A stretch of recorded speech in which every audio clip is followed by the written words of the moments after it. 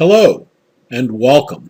Thank you for choosing our Extensible Markup Language or XML course. In this course, we're going to discuss what makes XML the default language for defining and transmitting data on the internet.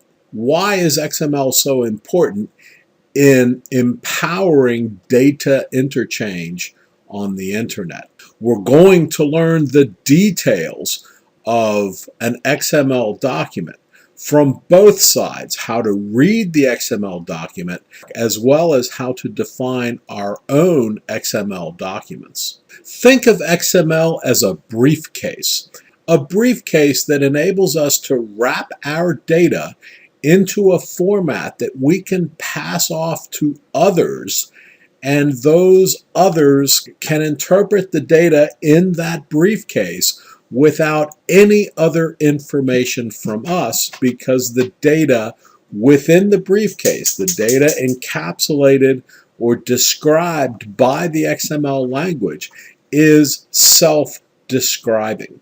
This gives us a level of simplicity for transmitting data to others over a network like the internet. It provides accessibility and a standardized way of transmitting data to others over a network. And it supports multiple applications. So let's dig in and go discover XML. In this course, we're going to have sections of discussion about XML and certain details that we'll cover in each section. That section will be followed by a demonstration, a hands-on demonstration which you are urged to take part in. Follow the steps of the demonstration. Repeat the demonstration on your own. Everything you're going to need, from the files, the data, anything you're going to need to accomplish the exercise in the demonstration is provided for you. We learn by doing, so you must replicate the steps that we cover in the demonstrations to solidify your understanding of XML and its power as a data transmission protocol. As we said, XML stands for Extensible Markup Language. It's very much like HTML in its structure. They both use tags to describe data, but there's some major differences. HTML has predefined tags, and its purpose is to present data, whereas XML is designed to store and transmit data, and the tags in XML are not predefined. We define the tags that describe our data. So if you've seen HTML, or maybe even you program HTML, you'll be kind of familiar with the structure of an XML document, in so much as we use tags in both XML and HTML. The big difference is that we're not limited by a predefined set of tags in XML. We create our own to describe the data that we're storing and transmitting. Again, big difference between XML and HTML is XML provides no formatting for the data. It's simply a structural language.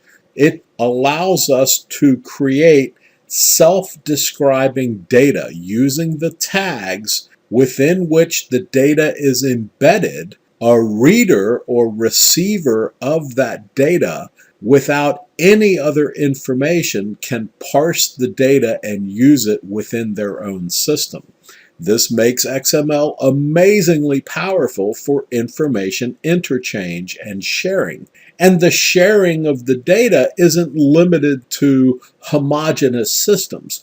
So we can have a Windows system or a Mac or a Linux or any other proprietary system transmit data in XML, and that data can be used, can be consumed by any system because XML is standardized. One of the most popular uses of XML is in the support of web services. and we're going to see examples of that. XML is a standardized language, and the standard that defines XML is controlled by the W3C organization. That standard provided by the W3C defines the structure of not only the XML document, but the document type definition for that document, the DTD. It is the document type definition, the DTD, that defines the structure of the data that's going to be interchanged. And by having a DTD, we can define specific XML document formats for data interchange within specific industries. And if we're a hospital and we're exchanging information with the government or with another hospital, then we can have a predefined DTD for that information interchange that we've all agreed on, making the information interchange that much more efficient. So starting out with XML, we need to understand that there are two basic parts of an XML document: the elements and the attributes that might describe the elements. An element marks a section of a document. It marks some data portion of the document, and elements may be nested so that we can have hierarchies of data within the document. And an attribute, which is optional, may be used to provide additional information about an element. Unlike HTML, XML is case sensitive. That means an uppercase has a completely different meaning than a lowercase in the language. So here's an example of an XML document, a simple XML document describing customer data.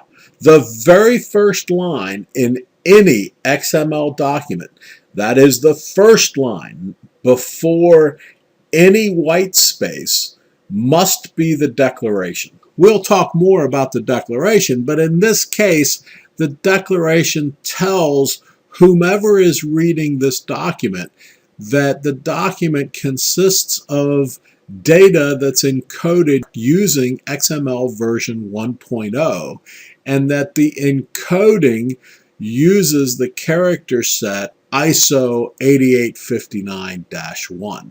So this is the first line, even before white space, within our XML document. The next line is the customer tag. And notice the structure of the tag. The less than sign, a name, an identifier, and the greater than sign. This constitutes a tag. And in this case, the customer is our root element. It is the element that contains all other elements in the document. You'll notice also that unlike HTML, which is very forgiving for unclosed tags, if we forget to close an XML tag, the XML file will generate an error. So we must remember to always close the tags. The tags occur in pairs, an opening and a closing tag, the pair. Within our root element, we have child elements. Again, the element tags occur in pairs. The first name tag, last name, the gender. The data contained within the tag for this example is highlighted with a red font. A consumer of this data would use the tag first name in order to be able to read the data for the first name associated with this customer.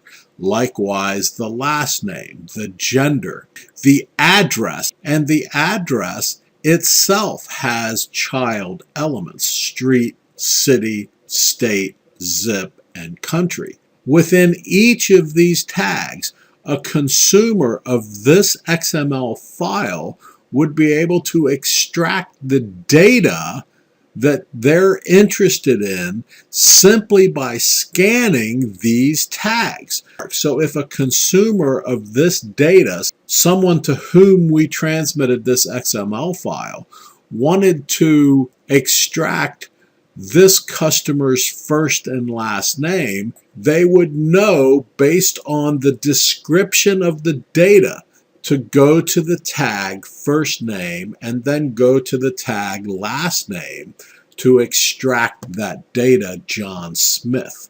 And likewise with all of the other data that's provided in this XML sample. So XML tags occur in pairs, an opening tag and a closing tag.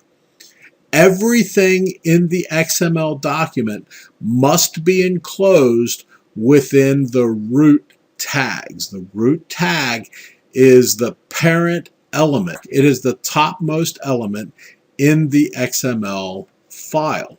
Every XML document must have a root tag. This is the topmost tag that encloses all of the other elements within the XML document. And there can only be one. It is the topmost element within the XML document. Any element may have child elements, so that there may be a hierarchy that exists within the XML document, much like we saw in the previous example with the address tag having child elements of its own. So the general structure of the XML document is the root tag and then any child tags. And a child tag can have subchild tags. And the subchild tag can have children tags as well. In XML, we think of a tag as a container of data. And the largest container in the XML document is the root tag, which contains all of the other elements or containers within the XML document. So a container, a tag, may contain other tags or containers. Many of us describe an XML document as a tree, where the root tag is the base of the tree, and the leaves of the tree are represented by the tags that have no children. So they are the leaf tags. In our example, the root tag, the enclosing largest container in our XML document, is customer. The leaves of our XML tree are represented by the tags first name, last name, gender, phone, and email, because these tags contain no children tags, no subchild tags. Therefore, we refer to them as the leaves on the tree.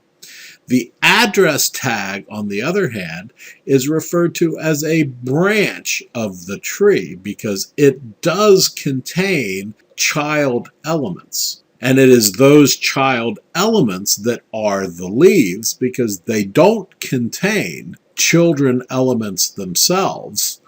They contain data: city, state, street, zip, and country. So by definition, an XML element begins at the opening tag and ends with the closing tag. As we've said, an element may contain other elements, but an element may also have an attribute or attributes. And an attribute simply provides additional information about the element. The attributes are included within the start tag or the opening tag of the element. Any value that we assign to an attribute must be quoted. Whether that's a single or a double quote, it must be quoted. In this example, we've modified our first example and removed the element gender from our XML and instead incorporated that information in the root tag by using an attribute. In this case, the attribute is called gender and its value is male.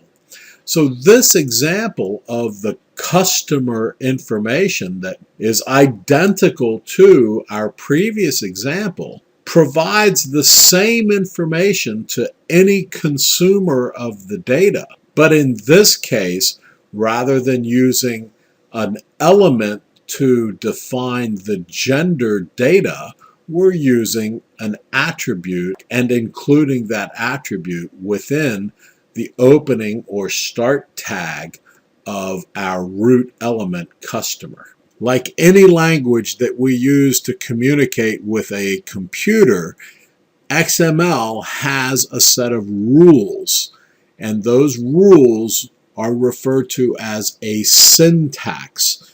It is the rules by which we can write an XML document so that it is understood by not only our computer, but other computers that are parsing or processing that document. And like any computer language, XML has what are referred to as special characters, characters that mean something to the language. Therefore, we cannot use them within our data because it would confuse the processing of the document. In the case of XML, we only have two special characters that we need to be concerned with, and that is the less than sign and the ampersand. Because the XML processor, when it's parsing or processing our document, interprets these two symbols to have some XML meaning. If we include these symbols within our data, then the processor cannot discern between, did we mean that this symbol has its XML meaning, or do we mean that this symbol is just part of our data? Therefore, we need to define for the processor what we mean when we use these characters. And we do that by substituting the characters for what's referred to as an entity reference. And there are 5 predefined entity references. If we want to use the less than sign, then we're going to use the ampersand LT so that we don't confuse the XML processor.